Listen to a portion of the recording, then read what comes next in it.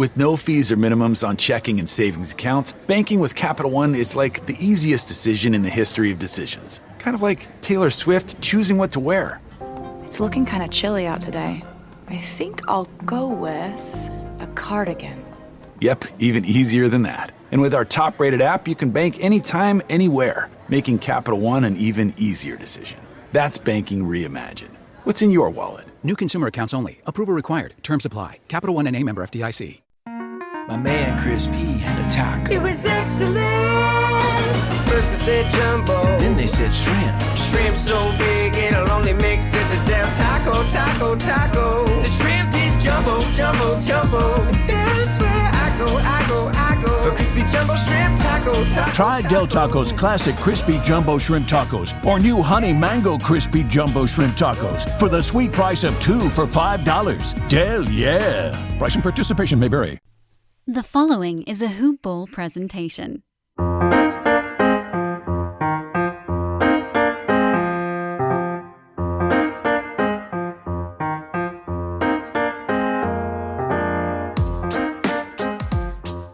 Hoop Ballers! Welcome back to another episode and another edition of Today in Sports Betting. I am your host, Devin Ellington, at DALE007 on Twitter. This is a hoop-ball.com presentation, hoop-ball.com. That's the motherboard. And then you can find us at Hoopball Gaming on Twitter, at Hoopball Tweets also. All that mumbo jumbo. You hear me say it all the time. But for real though, go over to hoop-ball.com, check out the premium content. It's still pretty new for us. It's an exciting thing. The Discord servers are very fun to be a part of. Honestly, that's my favorite part of it. On this side of it, kind of discussing with you guys on a daily basis. It's kind of fun. So just check that out at your leisure. Use our side blurbs on the injury news and notes for your fantasy basketball sake. And then the free content. We have tons of podcasts sprinkled all over every network, Spotify, iHeart, all that good stuff. So check us out, join the family, join the fun. And talk about Manscaped real quick, just because they are an important part of this show. Got some new materials, new products out for them that I need to talk about. The Weed Whacker, lithium battery, powered dual motor, razor, anti-tugless technology. It's the smoothest thing I've ever encountered. It's going to take care of, like your nostril hairs. The guys turning 30, pushing that kind of mark in their life. The ear hair, the stuff you don't notice, but ladies do. You got to take a razor to that. You got to clean that up. So that's what Manscaped's for. That's a part of the complete care package. This is kind of what I would recommend getting, because you get a little bit of everything. You get the Lawnmower 3.0, just came out back in the summertime. It's got that waterproof technology. Shower's a good spot to do this stuff. So go over to manscaped.com, use promo code HoopBall20, HOOPBALL20 for your discount on free shipping and 20% off. Check them out. Let them know we sent you, and get your lawn mowed. So going to have a very exciting show today. College basketball heavy, as it is always with me at the helm. Vince does a great job for the NBA. I sprinkle it in there, but my true heart and passion lies within college basketball, college sports in general. So the guest I'm going to have on today, I don't want to spoil too much, but he's someone I've been following on Twitter and have an interaction with, for a little bit now. And just a really sharp mind, really smart cover of college basketball, does some really great projections and day-to-day updated to the pretty much the minute bracketology. So I really like it. It's a good scope on the sport. And without further ado, I'm going to bring Jonathan in, Mr. Jonathan Warner at Bracketologist3 on Twitter. How you doing, boss? Appreciate you coming on again. Oh, thank you for having me. Pleasure to come on, talk some college basketball, and it's a good time of year to come on. So it should be a fun show. Yeah, and there's a ton of action going on right now, obviously. We are recording this. So this is going to be Tuesday's show.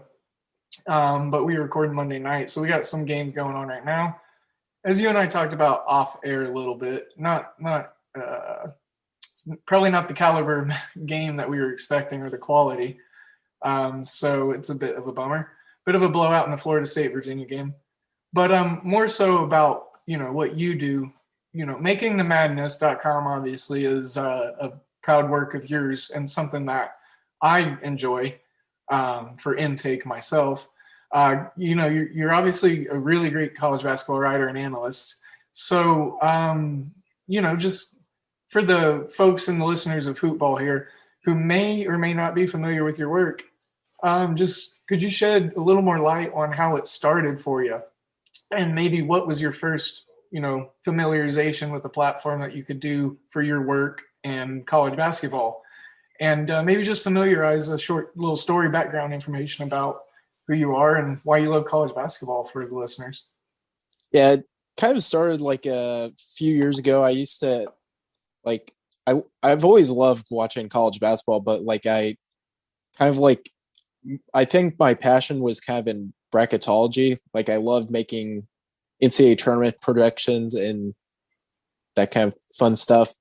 And so I'd be scribbling down what team will make the NCAA tournament, because I liked projecting ahead, even in December. Okay, what seed is where in the NCAA tournament? So I kind of started first doing bracketology back in 2013. Really kind of took off 2016, 2017. Just kind of been rolling from there. I love doing the daily updates. I used to do them on my Apple Notes app, but in 2017 I decided get a website. The website's obviously now makingthemadness.com. It was something different back in the day, but I always love every day just sitting down, doing the latest bracketology, and don't know any other way of going about it. Yeah.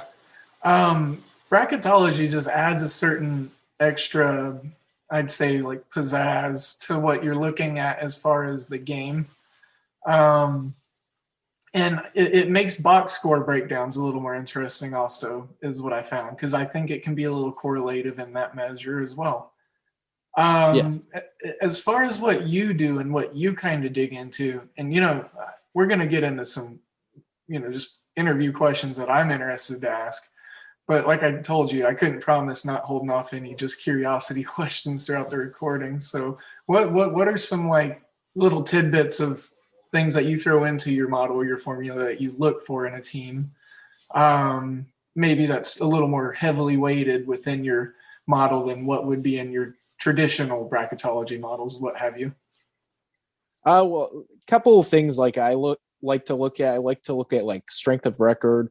It's kind of a metric out there that kind of shows a little bit, you get the KenPoms, the Sagarin, all those ratings are kind of, they are what they are, but I truly kind of trust a team that goes out. Yeah, they may not, perform to, the means of be for example, I trust Florida State almost a little bit more than Virginia, because Florida State's strength of record is pretty, it's they're neck and neck up there in terms of that metric. So it's kind of one of those metrics that tend to lean towards lean against the teams that kind of just beat the normal, we're gonna play Coppin State and beat them by 40 and inflate the KenPom ratings. I also use Haslametrics. I think that's a good one. I kind of when I like what they do is, or I guess he does, is when you get into a game that where it's the results decided, he just throws out all the data and just that's what the game result is. And I think those are a couple sites I like to personally use when it comes to evaluating games and stuff like that. Yeah, and huge fan of Mr. Eric Haslam on the show here. You know, Haslametrics is on my toolbar, so I can agree with you on that. I just love like I said, the scope of the sport that you guys provide. So when you're looking at bracketology, you know, you got to be accountable for almost every team in the country, at least have familiarization with. And I love the small schools. I'm not sure if you have a loyalty to any conference, team, or region, but you know, the game I was most excited for on this card tonight, and again, we're recording Monday night, is the Eastern Tennessee State Chattanooga game. Just a really good battle in the Big South, and Southern Conference, SoCon, and you know, just some quality teams. 21, 27, I was going to say 48 combined points right now, 3 minutes left in the first half. I think this was going to be a game that offered the best quality of matchup on the slate. Side tangent. Sorry, I didn't warn you that we were going to do that. It's a good game. I think East Tennessee State is still, like last year, they were right there. If the NCAA tournament would have obviously gone off, and let's say they even lost to like Wofford in the SoCon championship game, they still would have been an at-large team in the NCAA tournament. They like those metrics, the strength of record, the wins above bubble, like those are a couple metrics that really love them, and they performed really well throughout the season. Would have been an at-large team had there been an NCAA tournament.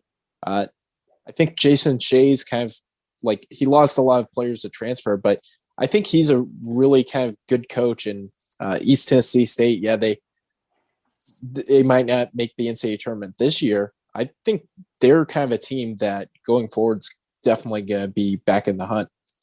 Yeah. I was keeping really close track of this team last year, like you said, and the way the tournament kind of just stifled them. There's a couple of teams I was really hoping to see get into the tournament last year, and these guys were one of them. You know, Akron was another one from last year. I liked Akron's team last year with their guard play. All right, yeah. Well, sorry about the little tangent. I'm going to get into these questions because I'm interested, and maybe this will answer some of the questions I've already asked. And if they do, I apologize. But so I was covering, you know, a couple things recently, and then I was thinking about how, you know, I started enjoying those things and how I, you know, started posing the question and asking folks that came on the show. I've been just trying to gain interest and how interest started within the sport. So you've been covering college basketball for a pretty good while now. So what is it about the college game that makes it mean that much more to you versus other sports or other leagues such as the NBA? Well, one, I like basketball, and two, I think it's kind of like it's just like a better feel to it. Like the NBA, it's kind of like you have an 82 game season. You have like obviously whoever wins the title has to win 16 games, but like it kind of gets repetitive. I like the NBA, like I like it, but it kind of like it's the same teams every year. It's, you know, the same, like the games are longer. It's less entertaining because you get like the Lakers play the Suns. Well, the Lakers are going to win most of the time. And even if they don't, well, it's probably because they sat LeBron James or Anthony Davis or someone like that. But like college basketball, I think is more fun. You get bigger upsets. I think, you know, the rankings are fun because you get like teams ranked higher, and then like, yeah, they might lose to an unranked team. Like you can have a top 5 team lose to an unranked team, and it's like a big deal. Whereas like in the NBA, a big upsets like, oh well, anything can happen on any given night. Doesn't matter. Yeah, 82 same teams can make the NBA finals. So I think college basketball is like more organic. And then you have like obviously the crowds are more into it. You have the cheerleaders, you have the band, you have all that. So I think it's just more fun. And then obviously it caps off with the greatest championship known to mankind. Yeah. The whole just March Madness. I put it up there personally with the Super Bowl. I love the Super Bowl. Don't get me wrong. I grew up watching lots of Super Bowls, lots of football, and the only thing I watched more of was college basketball. So March Madness and the national championship and the Final Four, something that I absolutely adore so much. So I can definitely hear what you're saying there, bud. Making the madness, and I got ahead of myself already. Asking about the metrics and the model, like I said, kind of jumped the gun a little bit. So when you got the domain for this and you figured out what metrics you wanted to use, how did you organize that? Was there a certain, was there a method to the madness? Pun intended, that was too easy. But was there? I don't really think so. I kind of just like to I'm someone that kind of goes a lot based on what I feel, what I like those type of things. So making the madness, what I kind of did, I've played around with really a lot of what kind of the site identity is. And recently I've brought on some good writers. Sean, he's someone that helps produce for the site. So the site's kind of like the bracketology is always something that I do every day because I've done it every day for the past 6 or 7 years. But I think that the additional stuff I think is kind of something that I think is important. But in terms of the bracketology, it's just kind of going based off what the metrics are saying, what I think the committee's kind of doing, and what teams have quality wins and stuff like that. And for picks and stuff, I kind of try to look at all the stats before making any picks. Maybe there's an injury update. Maybe this year you have COVID pauses. So maybe a team's coming off a giant COVID pause and it's their first game back and they're playing Florida State in their first game back. Let's say, for example, that's not a matchup you want to be picking against Florida State. Yeah, I hear you on that. And I'm actually looking, you mentioned Sean, bringing him on and doing some writing for you. I was just curious because I like to go down rabbit holes. So I was looking and popped open his article on UC Santa Barbara. So I'm gonna read that probably once or twice over. I like that team. Them going into March sounds very exciting. Yeah. Like I said, you guys just got a really, really great website. I'm kind of thumbing through it right now myself. Not the first time, not the second time, and it's just very user friendly. The interface is really nice, and the knowledge and the insight, like I said a couple times over now, is really, really awesome and abundant. So, and you can tell that there's passion, into what you guys cover. And this is going to take me into my third and last of my organized questions. And that's, in order to cover something so passionately as you do, you guys do it very well. And you have a deep and fond love of that said topic. Where did your college basketball love, first commence? You told me, you explained some really vivid details about college basketball and that why you like it better or maybe a little bit more. So what's maybe one of your first college basketball memories?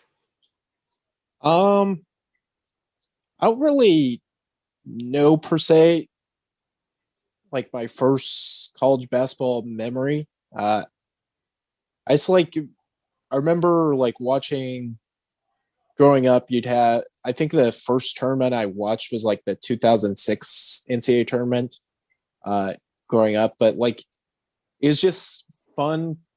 Like you get like you have the brackets out there, which is I thought cool. Like you can like say, oh, I think this team's gonna go this far in the tournament. I think kind of watching that and just kind of like that kind of started the fun, and then like gradually you get more and more into the sport, and now obviously do like cover the sport on a daily basis. So I think it's a passion. You find an interest for it, and then you just keep on. Like it's almost like a snowball effect, I guess. Yeah. There's just something special about college basketball, There just is. I mean, it's got that certain, like I said, it's that certain pizzazz to the game of basketball. For me personally, I think I was like 6 or maybe 7, and there was a claw machine game. I think it was at a bowling alley or a diner or something. And then my older brother, I knew that he liked sports, I guess. But there's like a Duke, Blue Devils like squishy ball in the thingy, and I won it. And I didn't recognize the team really. And then I found out it was a basketball team, and then it was a college basketball team specifically. And then it kind of just set in from there. And then Adam Morrison and Gonzaga in the early 2000s when I was in elementary and middle school. That kind of once I figured out what Gonzaga was, again another unfamiliar school, kind of caught my interest. So yeah, it's just kind of got ways of attaching to its fandom, and that's what makes it really, really exciting with all these different schools involved and all the different programs and types of play. So we talked a little off air, or I mentioned some games I was interested in talking about for the upcoming slate on Tuesday. Are you still wanting to run through those? How are you feeling about that? Yeah, I'll run through those. Perfect. Yeah, it should be fun. Awesome. Well, being right here in the Midwest, I figured this one was a perfect one to throw on and then just throw it on at the top and get it out of the way, get the homerism out of the way. This game will be, maybe it might be postponed, actually. I need to check the status on that. I forgot to do that before we did this. Texas and OU, because we are getting hit with lots of snow in Oklahoma right now. Hey, it's your home, and I need to ask you a few favors. In the kitchen, there's a spider stuck between the window and the screen, and I know it's dead, and technically it's outside, but it's still freaking me out. Can you flick it out or something? Also, just to save some money, and it's super easy, could you bundle your home and car insurance with Geico? Last thing, could you take the holiday decorations down? Yeah, I'm one of those. Geico. For bundling made easy, go to geico.com today. So they might. I think it's back to Wednesday. Yeah. Okay. So they did. So shame on me as the podcast host for not being properly prepared. At least I caught it. I was mindful of it. Yeah. I didn't get digging into the game and be like, oh wait, this game's not happening yet. All right. So but it's still on for now as of this podcast. Perfect. Yeah. So Texas, this OU team, we can just talk about, I'm not sure if you're a fan of the quadrant, system, but to put in perspective the amount of, top ranked teams or quadrant 1 teams, if you want, OU's beaten 4 of them in the last month, 5 of them in the last month. They went on a crazy run. They beat 3 straight top 5 teams. They went into Morgantown, didn't they? Yeah, they survived that double overtime win recently. Yeah. They're playing some gutsy ball right now. And Texas, I think, is starting to deflate a little bit. They're not losing a lot or losing bad games. But, these two teams actually just played. It was a string of games that OU won that Texas was a victim of. So back-to-back almost. Real familiar foe. Rivalry game, Red River Shootout. You got any opinions on this one? I tend to lean towards Texas here. I think Oklahoma's been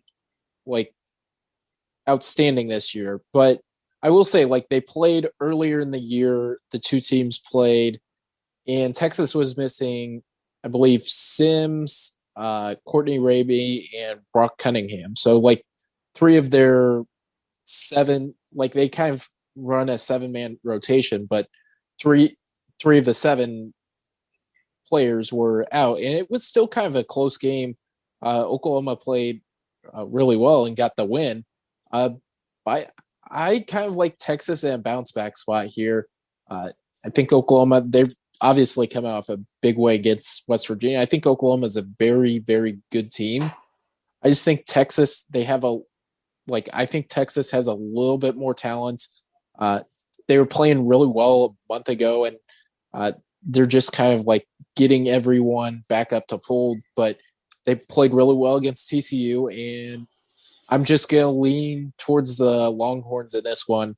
Especially, I think they're getting points in this one. So, as an underdog, I'll take the Longhorns.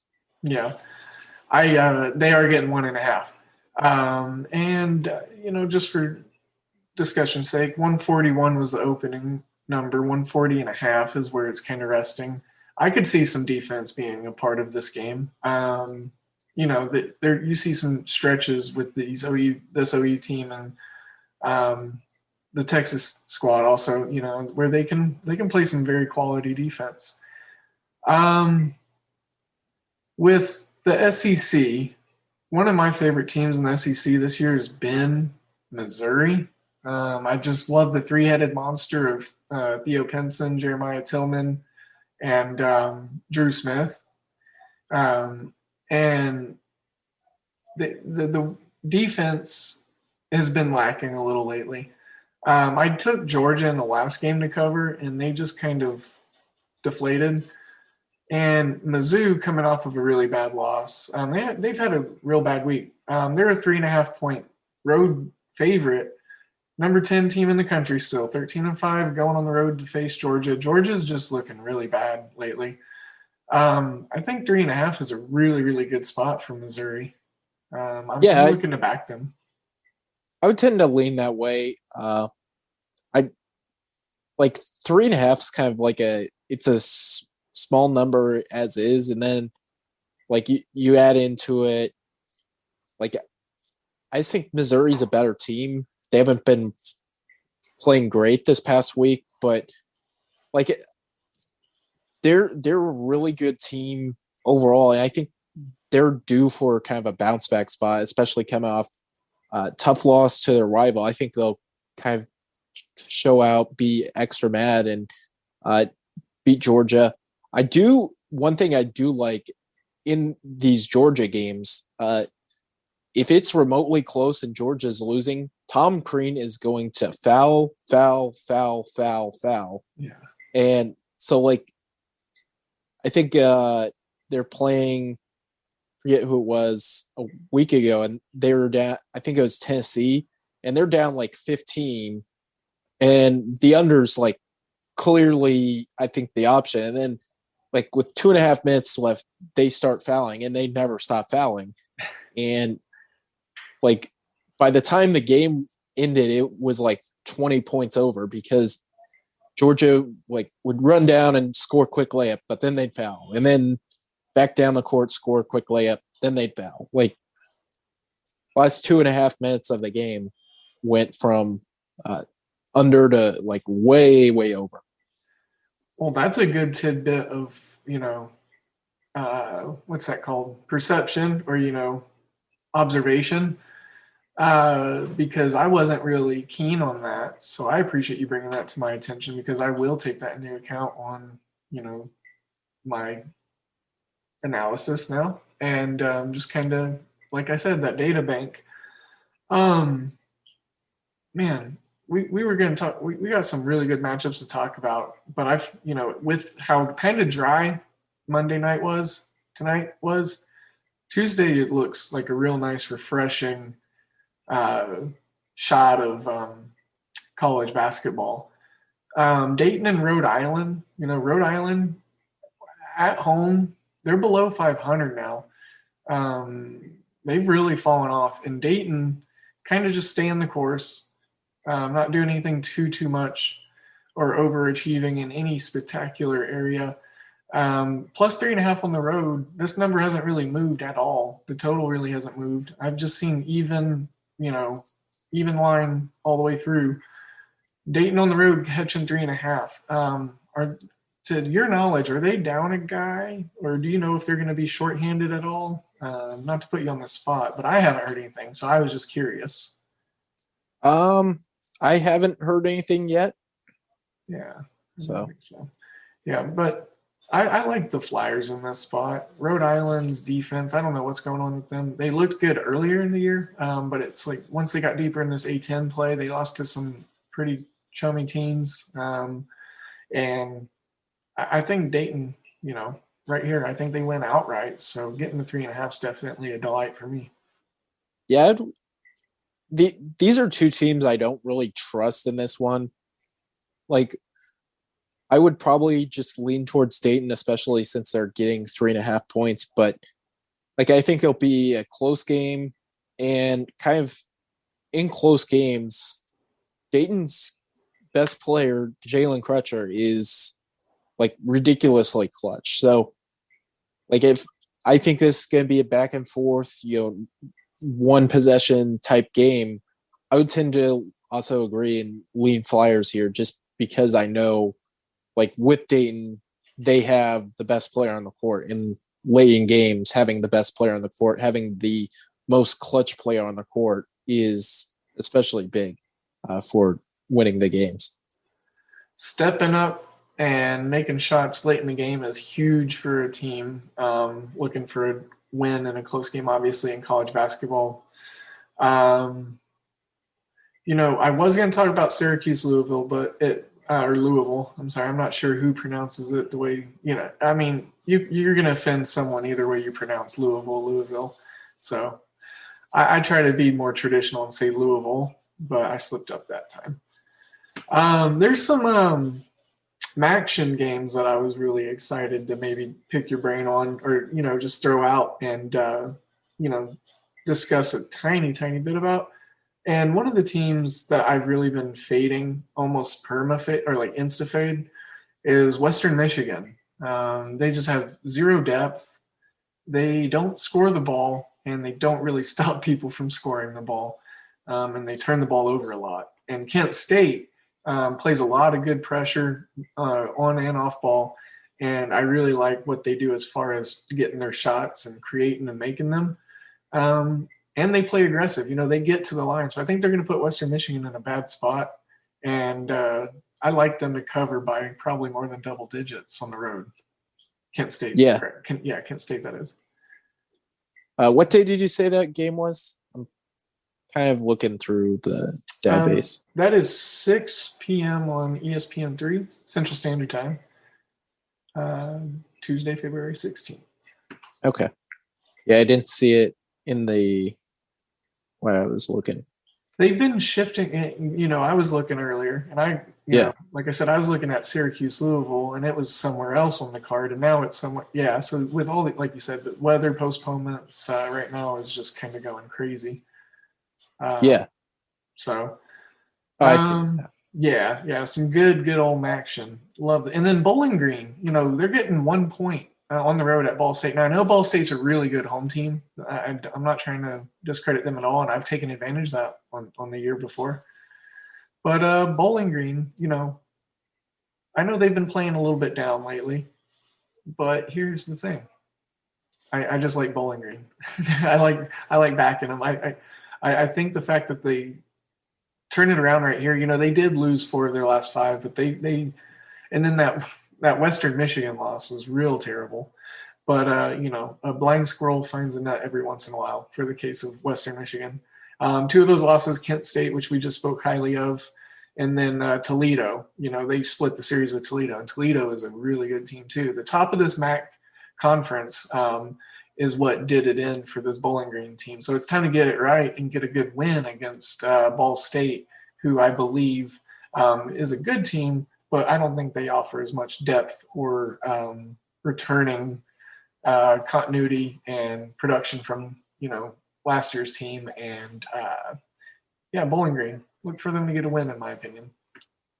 Yeah, I like Bowling Green, especially like Justin Turner is a absolute stud. He's someone like Bowling Green's kind of been struggling this year, but like he's a fantastic player. I think he's kind of someone like the goal going into this season for Bowling Green was make the NCAA tournament, and they kind of struggled early in the season and just haven't gotten it together. But like I kind of think come March, and we're getting to that point where like they're kind of like revving up the engines, getting ready for the big MAC tournament.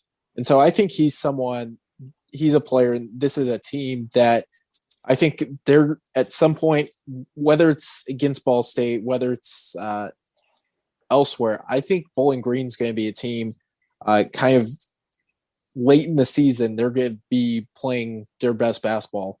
And I think like this is a spot where I think they could potentially, start going on a big run here. Yeah. This is going to be a good traction game. If they get this win under their belt, it's a good confidence builder going into the end of conference play and trying to make a push. Toledo's looking real good right now.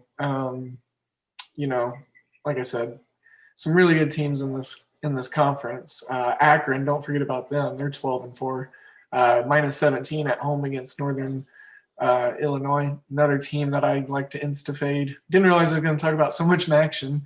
Just it's so easy to throw out there because the quality of teams and the clear-cutness of it, I think, is a bit established right now in this league. And there's some really good spots to take advantage of some value if you eat for your, power ranking sake or even for, your wagering sake. So, and then a team I've been really, really, really liking, and I'll toss them out, see if you have an opinion. If not, we can just brush it off to the side. But Austin Peay. I've really been enjoying Austin Peay lately. They've They lost recently in a spot they definitely shouldn't have. But when they play well, they play really, really well. They got some work to do in the Ohio Valley Conference with a couple teams ahead of them. But if they make a run in that tournament and they get a bid into the NCAA tournament, I'm not saying anything. Like, I'm not promising an Austin Peay win. I'm just saying it could be exciting. I don't think they'd lay down and just kind of not play. So, have you watched any of this Austin Peay team at all this year?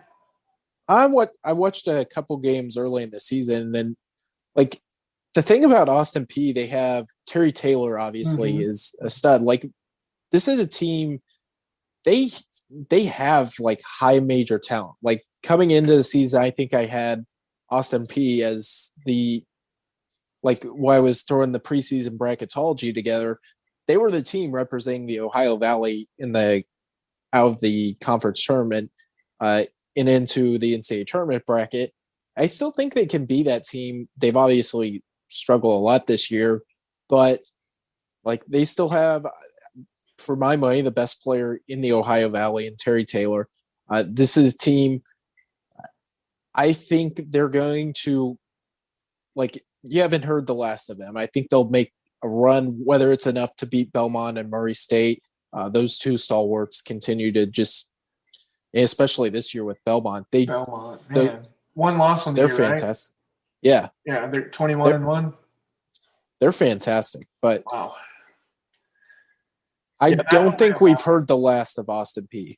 Yeah, they played decent enough, and I say decent loosely, but they play good enough defense. Where I've seen them go in 15-0 stretches recently. And tonight, or technically tomorrow, however you guys want to listen to that, whatever works for your brain and processing how we talk on these games. Tonight, they have a chance to do that against the Southeast Missouri State team that's a little meh. So not a marquee team or matchup to look at, but just like I said, something that was kind of percolating my interests in a league that's pretty exciting also, though, Ohio Valley. Got Eastern Kentucky. They got 15 wins. Jacksonville State's another team that I've been excited about this year. Eastern Illinois looked all right early, but they fizzled really hard. And then, we spoke about Belmont. So that's probably going to be your bid out of this conference, if I had to say. They just look so dominant, and it's not close. All right, so I talked about a crap ton of games that I was interested in, and how rude of me. I'm a bad host. Was there anything that you were looking forward to on the Tuesday night card, the rest of this Monday night, sample size of college basketball, or maybe a storyline, headline, or just something you're keeping your eyes on for the next couple days? I will say, like, Tuesday's card, I think, is going to. I think they've already moved a couple games around. But I think Wednesday and Thursday's games, for one, are going to be really fun to look forward to. Iowa, Wisconsin's one of those games that's going to be an interesting game. Houston, Wichita State. In theory, Houston should win pretty handily, but Wichita State, they're playing for their NCAA tournament lives right now. I could see, I think they'll show up and have their best performance of the season. Whether it's enough, that's a different story. But I think Wichita State's going to be a team. On Thursday, they're going to kind of look to get a win, and I think Wednesday and Thursday this week are going to be fantastic days to watch in college basketball. Yeah, the Wichita State game, that team, just the way they've performed after the Greg Marshall, debacle, that was kind of something that I wasn't expecting. But the way that team kind of, especially with how young they are, the way they handled it and the way that they're playing this year, kudos to them. So that was kind of a weird position for, college players to probably be in. But Houston, man, Kelvin Sampson, he's been one of my favorite college coaches for a while. He still does it. Somehow that defense is just still so good. Well, I just want to throw this out there because it's breaking news. ESPN sent it to me. But Duke freshman Jalen Johnson opts out for the rest of the season so he can prep for the NBA draft. So if that's for anyone's interest, there you have it. Which, Duke wasn't doing anything this year anyways. They are a shell of themselves. I'm kind of disappointed in them. Not that I'm a Duke fan, but it's just weird to see all these blue bloods so bad this year. Yeah, I think one, you have kind of the mixture, with Duke, with Kentucky, those two teams were bringing in a bunch of freshmen. Same with North Carolina. Kansas was kind of putting some guys in positions they weren't previously in. So I think it's obviously you have all these blue blood strugglings, but I think part of that's been COVID-19 related. You haven't had a full off season to practice. Most of the time, June 1st, you have all these freshmen on campus working out, playing pickup games together, and you didn't get that this year. So I think that's kind of been a part of it. Obviously, some of these freshmen have other issues, whether it comes to just not being what we thought they were coming into the season. But I think a large part of it has been the team bonding, team chemistry type things that you usually get in the summertime. Just haven't been there this year. Yeah, that's a really good observation point from you on your end. Just getting that chemistry on and off court is very, very important, especially for incoming freshmen that are expected to do a ton, as a Calipari class is expected to do. And then another school, just because I like this coach, and again, one of the more earlier college basketball memories I have is learning who Tom Izzo was. Michigan State being down, I don't know if a lot of people would consider them blue bloods, but I think they're up there. They always play in the Champions Classic. So it's just, 1 to 5 is pretty much universally down this year as far as what you would consider your blue bloods or, and then UCLA just hasn't been good for a long time. So, but hey, this is one of their better years. Yeah, I know. Hey, I always tweet this. Mick Cronin is the best coach there since John Wooden. So it's just a running joke that I always throw out there whenever I cap UCLA games. And I like Mick Cronin. He was great at Cincinnati. Put some really great defenses out there and some interesting offenses. So always changing stuff up with how he coaches. He's not, stuck in his ways. So, yeah. But, man, we talked about a good slate of games. I want to remind the listeners, exactly where to find your work. Make sure they don't forget. And then, I forgot to say this at the top, but one of the things I like about your Twitter stuff, and, I'm going to come out and say, I've got my notification bell for your tweets because it's simultaneous, results. Like I get pretty much before I get anything from, Action Network or The Score or ESPN or whatever, CBS, I get a tweet notification, like a push notification, and I get a final score on a game that I was wondering about, from you. Or the late game descriptors that you give of a possession or two, or just how a game ended. So that's one thing I really like about your coverage, and why you hoop ballers, folks listening, that's why you need to go follow this gentleman. But again, let's plug some more for you, boss, and talk more about Making the Madness, and just remind these listeners where your work is all located at. Yeah, as said, you can follow me on Twitter at Bracketologist3. You mentioned I'll put out all the kind of, I think, NCAA tournament importance results. I think one of the things I like to do is see what games are impactful towards teams making the NCAA tournament, whether it's a seed line here, seed line here. So I'll tweet out all the, I think, kind of pretty important games, results with a box score and stuff like that. Follow me there. Check out the Making the Madness college basketball podcast after you finish listening to this show, of course. We do twice a week, Monday, Friday. So, yeah, twice a week, man. I need more of y'all's content. like I said, y'all do such a good job over there. No, twice a week. When do those when does that stuff come out? Usually it's Monday, and then we'll either record Thursday nights, usually during the late Pac-12 game, or sometimes Friday. It'll usually get released on Friday, but we'll either record Thursday night or record Friday afternoon. So if you follow on Twitter, you'll get the notification and see either it's on Friday morning, we probably record Thursday night. If it's a Friday afternoon, we record on Friday afternoon sometimes. So just depends when works out best for us. So.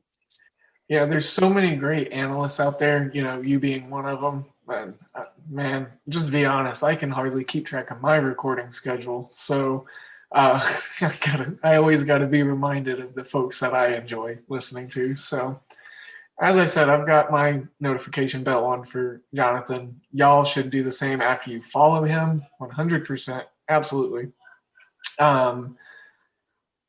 Jonathan, is there one conference, and this will be kind of my outro question if you want, and then we wrap a bow on this, but is there one conference tournament that you would say you are maybe more excited for, or maybe looking for something the most in, come the end of regular season?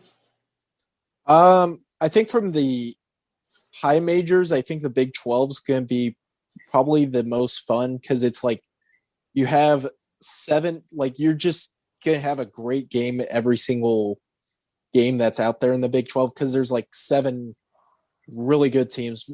Maybe Baylor's probably going to roll through it they've done pretty much but every other Big 12 game will be a pretty high level basketball. From the mid, I'm looking forward to the Missouri Valley. I want to see if hopefully, like, I'm someone that kind of like cheers for the best teams to like make it to the NCAA tournament. So like I'm personally like out root for against teams, but I'm like rooting for it to be a Drake Loyola showdown to determine who the best team in the Valley is. I think that would be certainly interesting to watch. I would see that game in the Missouri Valley Championship. Another one, like the Ohio Valley is another like conference tournament that is always fantastic to watch because like this year you have Belmont, who's just, we talked about earlier, just been rolling through the league. But like, I think Murray State, Austin Peay, Eastern Kentucky, like those type of teams could give them a run for their money and maybe win the conference tournament because anything can happen in March. So it'll be interesting to see. Yeah. And we're not just talking about the March Madness tournament. I mean, leading up to it, I mean, the end of regular season, the last couple games, you know, this is about to be the crunch time of the college basketball season that we love so much because it all just starts taking shape. Conference tournaments, the NCAA, the NIT, the CBI, you know, I'm a big CBI guy. I love that one. It's a fun one. They always get, you know, so many nifty little just schools in that tournament. And it's a bigger tournament. You know, there's like the ones that have 4 or 5 teams, 6 teams. So really looking forward to the Sun Belt. We you know, a lot of people call it the Fun Belt, but I like to say, you know, we call it the Fun Belt too. But, you know, Fun Belt, Sun Belt, of course, Maction. I want to see if the USC can continue looking as good as they have. See if it's going to be them or Colorado, maybe someone else, UCLA. You know, those 3 teams in that tournament will be exciting. Yeah, tons of really fun conference. SoCon, maybe see if Radford runs through the Big South. Maybe Campbell, you know, the Campbells get in with an automatic bid. That'd be exciting. Tons and tons of basketball. So, well, man, again, it was a great episode. I appreciate you coming on. Talked about mid-majors, big, small, making the madness. It's all going to start taking shape here soon. Going to continue to look at your bracketology stuff. Again, Mr. Jonathan Warner. Find him at Bracketologist3 on Twitter. You can find me at DALE007. At Hoopball Gaming will be where you find the show stuff. And then go check out the website at hoop-ball.com. There's no at on website. I forgot how to use the World Wide Web. Sorry about that. Just hoop-ball.com, y'all. Go check it out. Don't forget the promo codes. And as always, sending you my good vibes and all of my good energies. Y'all take care, and we will see you on the next one. Thanks again, Jonathan. Take care, buddy. Thank you.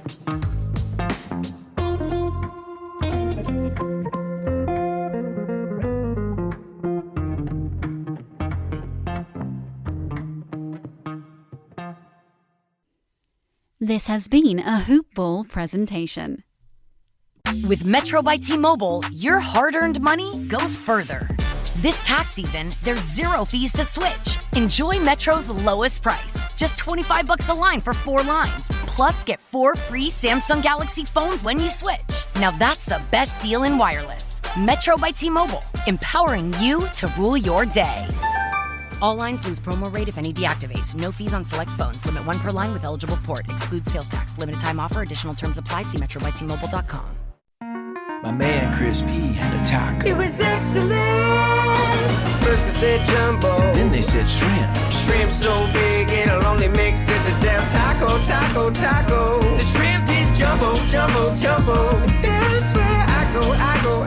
For crispy jumbo shrimp taco. Try Del Taco's classic crispy jumbo shrimp tacos or new honey mango crispy jumbo shrimp tacos for the sweet price of 2 for $5. Del, yeah. Price and participation may vary.